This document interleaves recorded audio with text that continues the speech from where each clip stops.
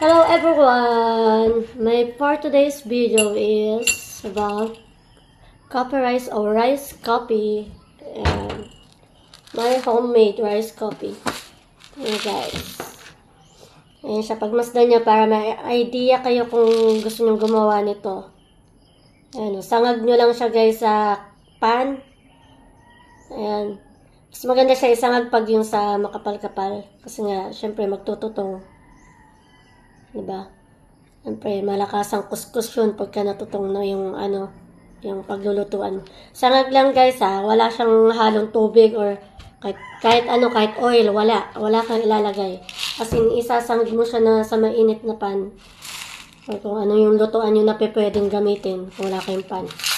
Ayan, pagmasdan nyo ha.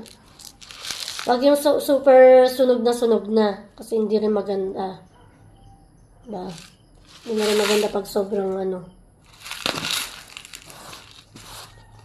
yung tinutong na bigas. Maganda siya pang alternative pang pamalit dun sa may mga kape na coffee. Tulad ng mga 3-in-1. Then syempre kung ayaw mong bumili ng kapeng barako kasi nga mahal.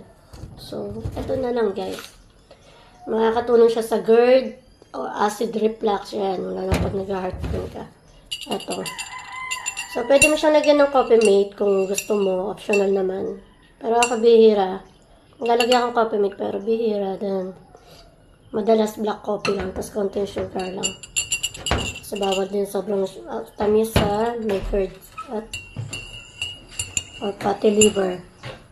Mild fatty liver yan. Ito siya guys. Nalagyan ko siya ng coffee mate.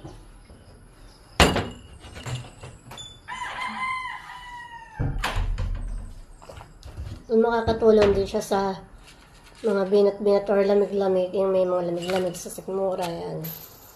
Kabag-kabag. Ganda siya sa sikmura. Tulad yung mga 3-in-1. Kapag wala pa laman yung sikmura mo, lalo nakakasama. Pag inunan mo yung pag-inom ng coffee, tapos wala pang kain. Ito okay siya.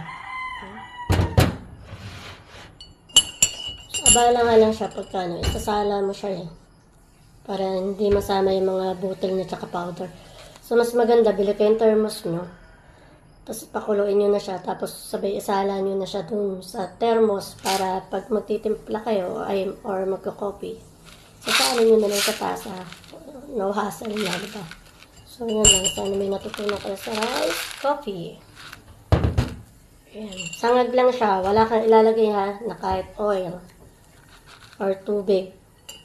As in, isasangag mo siya ng tuyong bigas. Okay? Tsatsagain nyo lang siyang haluin. So, yun lang guys. Thanks for watching.